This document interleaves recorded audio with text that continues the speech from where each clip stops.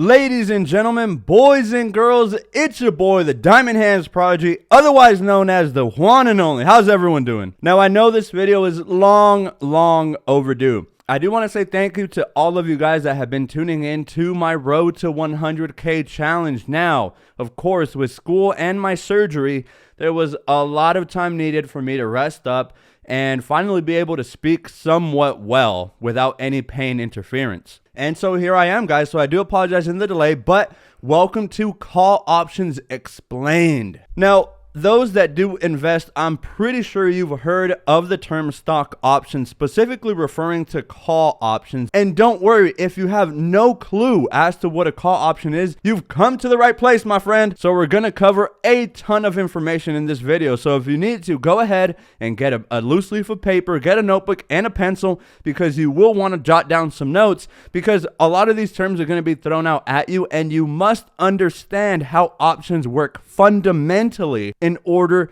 to be a better trader and profit successfully. There's a lot of traders out there that fundamentally do not understand how a stock option works, and they go ahead and blow and YOLO all their money, and then once they lose all their money, they're just sitting there going, what happened? Well, I'll tell you what happened. You blew all your money on a call option that was unrealistic, and it didn't hit your strike, much less your break even, and now you're out all your money. If that sounded very confusing to you, don't worry. Hopefully by the end of this video, it'll make a lot more sense. So let's stop wasting time and let's hop right into it. So in the stock market, there's several ways you can profit, and buying and selling stock isn't the only way to do so. You have many different options. See what I did there?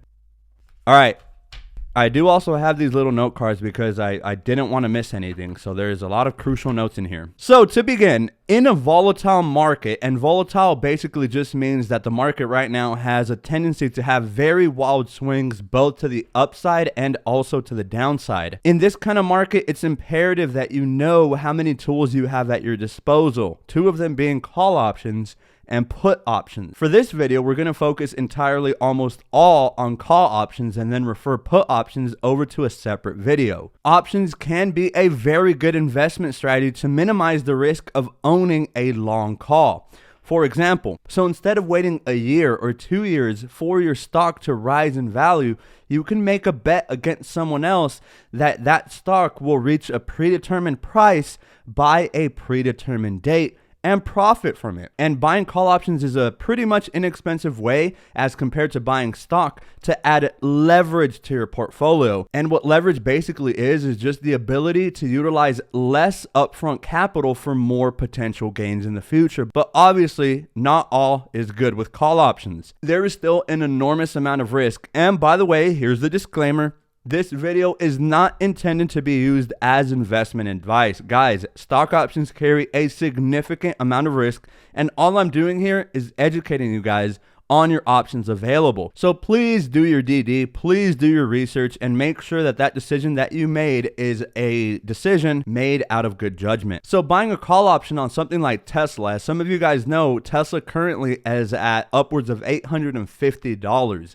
A lot of people don't have that kind of money to be buying 10, much less 100 shares of Tesla. But what's cool about a call option is that essentially you can front up less money for bigger potential gains, and that's exactly what leverage is. But like I said, the drawback is that there's more risk associated with it. So instead of spending $85,000 on 100 shares of Tesla to run a play on, what if instead you can front up, I don't know, $500, $400, maybe even $100 on a call option, and if it goes your way, you have a pretty decent chance of making some money. See, this is the cool thing. Investors have a bunch of options. Traders essentially can speculate on upward or bullish moves or bearish, aka downward moves in the market. So now let's get into the nitty gritty. We have to define what the heck a call option even is. So I'll go over the boring formal definition first, but slow your horses. Don't worry. I'm going to dumb it down a little bit so even a fifth grader can understand. I promise. So what is a call option? A call option is an agreement, aka a contract, if you will, between two parties, a buyer and a seller, and gives the buyer the right but not the obligation to buy a certain amount of shares. And typically here in America, it's 100 shares per contract of a security at a specified price at a later time. And that could be a variety of securities. We're talking stocks, ETFs, bonds, but for the most part, when we talk about call options, we're talking about stocks. So, what does this even all mean? So the whole part about the right but not the obligation basically refers to you can, but you don't have to, in essence. Unlike puts, calls are banking that the price of the underlying stock will rise in value, therefore making a profit on the shares by being able to buy them later at a lower price. So in other words, a call contract essentially goes like this. A seller must go ahead and write his contract. So imagine I have a buddy, right? And I tell that friend, "Hey Bob, how you been?" "Oh man, pretty good, not too bad." "Oh, cool, that's awesome. Hey man, so how's Tesla been lately? Been, skyrocketing, huh?" "Well, no, not really. Just recently tanked because of fears of inflation, and also Ukraine might be invaded by Russia." "Ah, man, that does suck, doesn't it? But hey, tell you what, I bet you that in 3 months, Tesla will not be above $900. And that's when the buyer of the contract may say, "Wait, now hold on a second. I actually believe that Tesla will rise above $900 before, said date." That is the essence of what a call option is doing.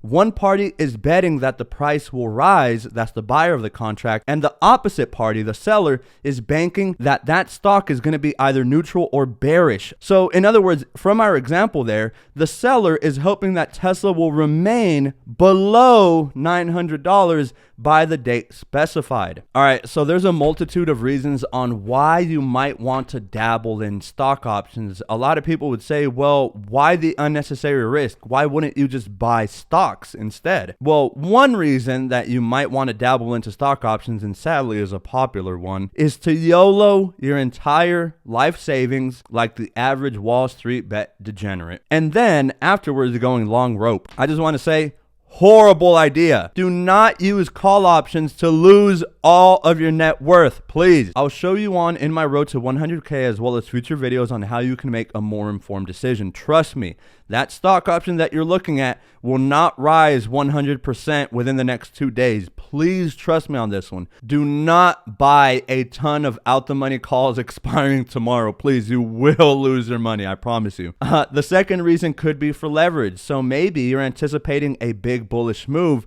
but maybe you might not have a lot of capital, but you could capitalize thanks to the use of call options to utilize those $500 to, who knows, make a 2x, 3x, maybe even a 5x gain on your initial 500 if you're lucky and if that stock goes your way. But the general motivation is the expectation that the price of your favorite stock, whatever stock call option you chose, is going to rise by a given date. And we have to be pretty realistic here. So when buying a call option, you have to pay for that privilege. Do you understand? Therefore, you should be pretty certain that your call is going to go your way. Otherwise, if your call option does not reach that specified price by the given date, you are out your entire premium. Or in other words, the money that you spent in order to have that privilege to buy that call. So let's say the stock price does rise up in value and your assumption was correct.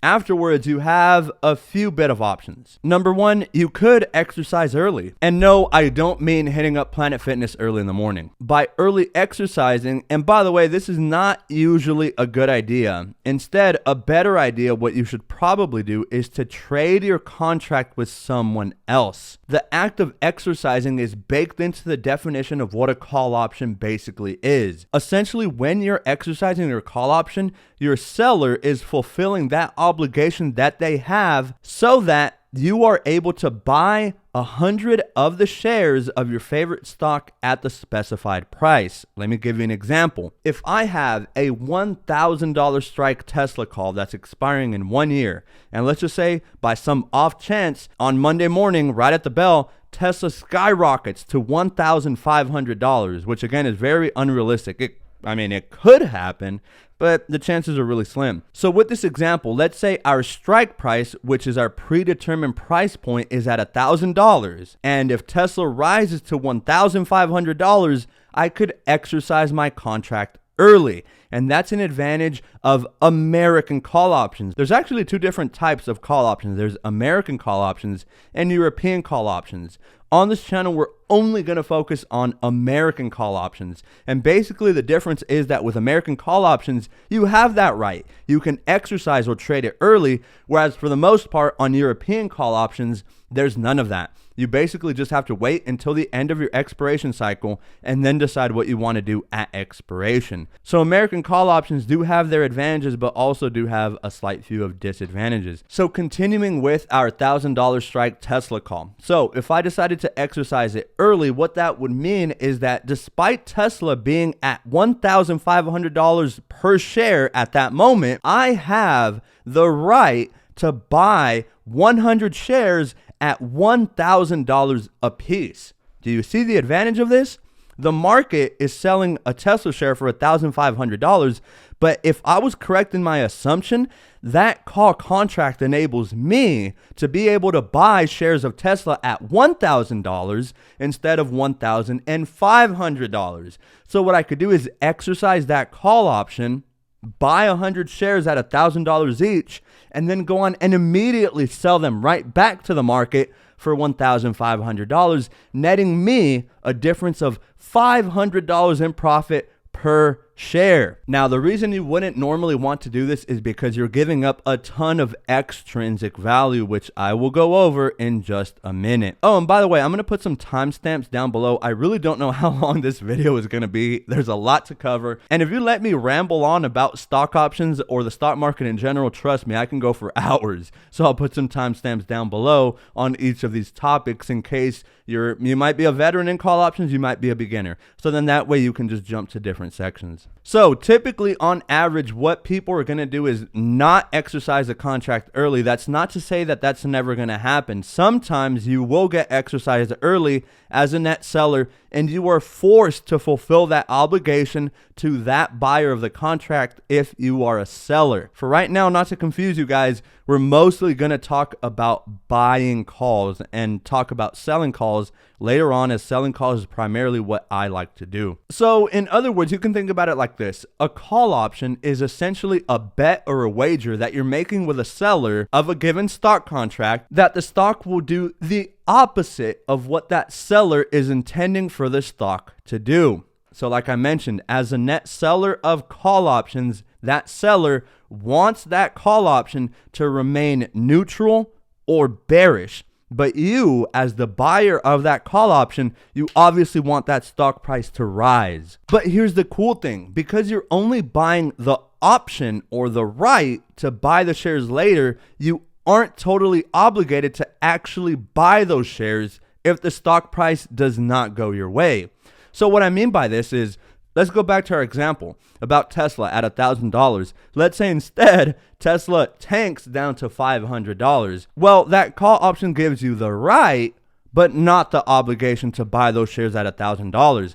So just imagine if you had the obligation to buy those shares at $1,000 despite Tesla being at $500. What that would mean is a huge loss for you. That would mean that you would have to buy shares of Tesla at a predetermined date at $1,000. And if Tesla is half of the value of what they're worth, well, tough luck. Thankfully, buying stock call options doesn't work that way. Instead, your option would then just expire worthless if your call did not reach your given strike price by the agreed upon date. And you just essentially lose out on all the money that you paid to buy that call. And that amount is called the options premium. The premium is the amount of money you have to fork over in order to have that right. Again, this is called the options premium. In essence, it's kind of sort of like insurance if you really think about it. Because with an insurance policy, you're paying money in the event that you get into a collision or a crash or your house gets set on fire or whatever. If that event doesn't happen, then you're essentially just paying in, and that premium, that insurance premium you paid, is essentially a loss for you for the time being. I mean, with me personally, there was a time where I haven't gotten involved in an auto accident in about 3 years. So for 3 years, I was paying into my auto insurance policy and received nothing in return. So it's kind of sort of the same idea here. In general, like I said, that agreed upon price is called the strike price, or sometimes simply called the strike. So whether you are bullish and you buy a call, or whether you are bearish and buy a put, you will have to front up some initial capital called the premium in order to enter that trade. So if you're a buyer of call options, you are what's called a net debit buyer, meaning you have to pay money to enter the trade and hope the contract appreciates in value. On the contrary, the exact opposite is the true for a net seller of call options. A net seller of call options, which again is what I primarily do, enables you to be at a net credit, meaning you receive money to enter that trade. But as a net seller, it's not all rainbows and sunshine. What often happens is you receive that money up front as a net seller, and as a net seller, you anticipate the stock option to depreciate in value. That way, later on, you can buy it back at a lower price and profit that difference. Or best case scenario, the stock call option you sold to someone else expires worthless and you collect the entire premium and you can do it again and again and again. But as a net seller, what sometimes happens, now remember, as a net seller, you anticipate the stock to remain neutral to bearish. But let's say the stock price were to rise in value, that call option you sold to someone else now is appreciating in value. So be careful. Later on, you might be forced to buy back that call option at a much higher price, or just take the L and have that contract exercised, and you'll just obviously have that, loss on your portfolio. But keep in mind, guys, that price movements of the underlying stock are not the only variable that goes into the pricing of stock options. Two other very important factors that factor in to the stock option premium are two things: time and volatility. Okay, so now that we have a decent understanding of the fundamentals of a call option, now we have to determine how the pricing of an options contract comes to be. So there's really mathematical models that go into how a stock options price is constructed, namely something like the Black-Scholes model. But don't worry, we won't go into that really nitty-gritty math stuff. Instead, we're gonna go a bit on a more soft scale approach at determining how a stock price premium is constructed, and it's constructed out of two very important variables. There's intrinsic value and extrinsic value. So basically, the intrinsic value of a stock option depends on whether or not the option is considered to be in the money. Or in other words, whether the price of the underlying stock is above your stated strike price. That's what's going to be considered your intrinsic value. It's the exact reverse for a put option though. So as an example, let's say you bought a call on AMD, expiring later in January of 2023 at the strike price of $120. If AMD is below $120, your call option is considered to be out of the money, meaning right now things are not looking good for you. If the underlying stock price is hovering right at around your strike price, so let's say something like $119.50 in our example, or right at $120, then your call option is considered to be at the money. And now, obviously, if the underlying stock is now above your given strike price, which in our example, our strike price is $120. So let's say AMD skyrockets all the way up to $130, then that option is considered as being in the money.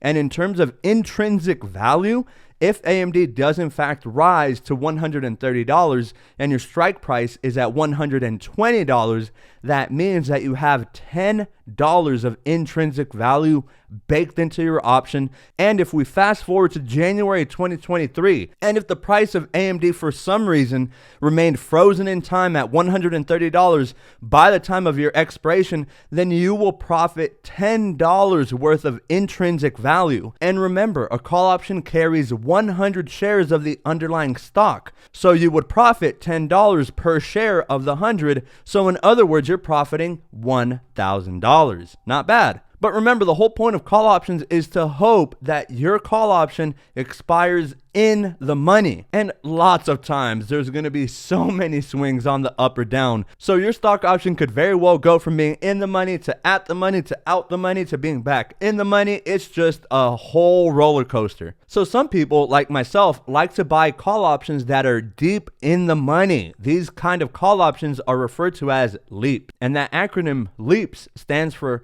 long-term equity anticipation securities. Weird acronym, I know. It doesn't exactly follow it, But basically, in the money contracts will always carry a higher premium because there's already a huge chunk of that call option premium designated to intrinsic value. Once again, another example. If you decide to buy a $50 strike AMD call, and let's say that AMD right now is hovering, around $110, that strike price of $50, therefore, is $60 in the money already. So therefore, that options premium is definitely going to be a lot higher versus call options that are out the money. Out the money contracts are basically more of a speculation. A L.E.A.P.S is more of a safer investment because you already have a certain portion of that premium designated to intrinsic value. So because they already have a huge chunk, that means there's little left for extrinsic value. Call options that are out of the money are entirely composed of extrinsic value, and extrinsic value is designated to the portion of that call option corresponding to time plus volatility. So the more time you have for that stock option to expire, the higher the premium will be. If any of you guys have ever heard of the Greek theta, theta is that variable that dictates how quickly that stock option premium degrades over time due to time decay. So that's the difference between stock options and just regular stock. Stock options have a predetermined expiration date. Therefore, they have a certain amount of time for that stock to rise to your predetermined level. Otherwise, you're out of that money. Conversely, with just buying regular stock, you can hold them indefinitely and just hope that that stock price rises eventually. Now, obviously, there are some drawbacks with a stock that could take years, whereas with a stock option, you can definitely capitalize on these very quick sudden movements up or down. The idea here is that typically the longer you give a call option, the more time it has to have these violent swings up or down, or slowly just rise in value, if that makes any sense. For instance, if you were to buy two separate call options, let's look at two different scenarios, both being out of the money. But our only difference is our expiration date. Everything else remains the same. So same strike, both out the money, but we just have two different expiration dates. So let's say we have a Tesla call at $2,000, which is really far out the money. So let's say we were to buy one that expires a week out from now. My boy, it's really unlikely that Tesla's going to rise by more than $1,000 in 1 week. However, if you were to buy a call option that expires 2 years from now, well, now you're giving yourself 2 years instead of just 1 week for Tesla to ride up by $1,000. And as many of you know, Tesla is one of those stocks that just defies the odds. So you have a better probability of making some money with that call that expires in 2 years versus the one that only has 5 business days to make that drastic move up. Therefore, the call that's expiring 2 years from now has a higher portion of extrinsic value. In other words, that stock options premium is going to be inflated a lot more, i.e., it's going to be more expensive versus a stock that just expires in a week. And really quickly, volatility is the other aspect of that extrinsic value, and volatility just refers to how large the price swings of the underlying are likely to go up or down in a given amount of time. Not all stocks experience the same volatility, and that's very crucial whenever you pick your stock call option. Let's look at an example. Coca-Cola, for instance, is a very safe low volatility stock. What that means is that Coca-Cola typically is anticipated to have very minuscule moves up or down. It's really rare to see Coca-Cola go up more than $5 in one trading day. That's not to say it's impossible, it's just not that likely due to the fact that it has low volatility. So the swings up or down tend to be of a lower magnitude as compared to something like Tesla or Roku. It's not uncommon at all to see Tesla see massive $100 swings to the upside or to the downside. And trust me, it is a gut-wrenching experience to dabble into these very high volatile stocks. I mean, it's just a roller coaster, man. Coca-Cola on average will at most rise by $2 max in a given day, whereas with Tesla, it's pretty common to see that boy running $20 to $30 up or down on any given day. So as you can see, the more volatility a stock option has, the more expensive its options tend to be. And that makes sense, right? That tends to be because it has a higher likelihood of having this massive move up to the upside. So like, let's say you have 2 days left to expiration and you have a low volatile stock and a high volatile stock, and both happen to be maybe $20 out of the money, let's just say. That low volatile stock with 2 days left in expiration is very unlikely to rise by $20 in those 2 business days. However, the stock with high volatility has a better likelihood to rise by $20 because of that higher swing up or down. But on the contrary, it could also negatively go down the opposite way, and now you're screwed. The typical strategy used when buying call options is to buy a long call, which essentially means you buy it and you hold it and you anticipate the price of that stock option to appreciate later in value. That way you can either sell it, which is the most common thing to do, or if you really wanted to, you could exercise it early and not wait until the expiration date. Guys, that's been it. I know that has been a lot of information on call options, but I know that this video was crucial as my road to 100K videos have a lot of terms that have not been discussed yet. So in this video, we learned a lot. We learned about strike price, expiration, defining what a call option is, intrinsic versus extrinsic value. We also looked at volatility and so much more. So guys, I really hope this video was helpful to you all understand just the concept and the fundamentals of what a call option really encompasses. There's a lot of people that just simply do not understand how call options work and blow out their whole account, and it is quite tragic. Wall Street Bets is notorious for this. And it's interesting because it's funny when you have it happen to other people, but as soon as it happens to you, it's very personal and it hurts a lot. I've been on the receiving end of a ton of L's, but trust me, I have learned from them. And that is why I'm here spreading this knowledge with you guys. So if you learned anything at all from this video, please make sure you hit that like button down below and consider subscribing. In my next explain video, definitely comment down below what kind of video you would like to see. I'm expecting to make a put option explain video in the near future, but I'm also interested in the covered call strategy, also the wheel, and maybe even iron condors. So guys, that's been it for now. Not sure exactly how long this video is going to be, but I sure do hope you guys learned something today. This has been the Diamond Hands Project, otherwise known as the one and only, and I can't wait to catch you all in my next video. Peace.